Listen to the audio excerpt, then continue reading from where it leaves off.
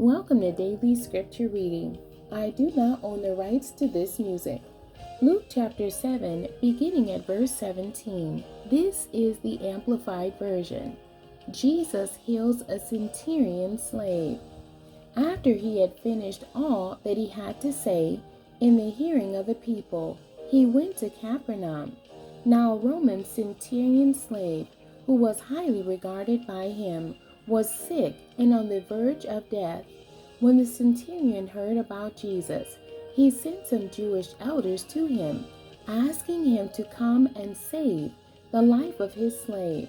When they reached Jesus, they pleaded with him earnestly to come, saying, "He is worthy for you to do this for him, because he loves our nation, and he built us our synagogue at his own expense." And Jesus went with them, but when he was near the house, the centurion sent friends to him, saying, "Lord, do not trouble yourself further, for I am not worthy for you to come under my roof. Therefore, I did not even consider myself worthy to come to you. But just speak a word, and my slave will be healed. For I also am a man subject to authority, with soldiers under me.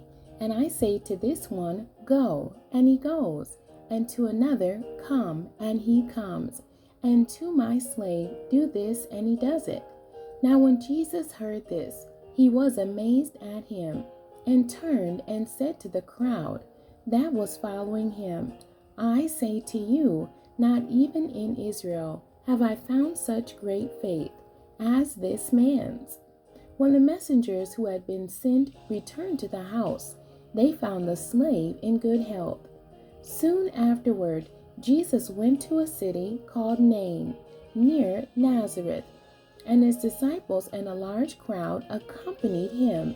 Now as he approached the city gate, a dead man was being carried out, the only son of his mother, and she was a widow. And a large crowd from the city was with her in the funeral procession. When the Lord saw her, he felt great compassion for her, and said to her, "Do not weep." And he came up and touched the bier on which the body rested. And the pallbearers stood still.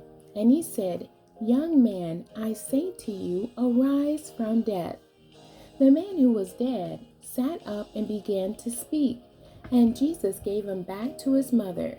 Fear and profound awe gripped them all, and they began glorifying and honoring and praising God, saying, "A great prophet has arisen among us, and God has visited his people to help and care for and provide for them." This news about him spread through all of Judea and in all the surrounding countryside. The end. God bless you, and thank you for joining me today.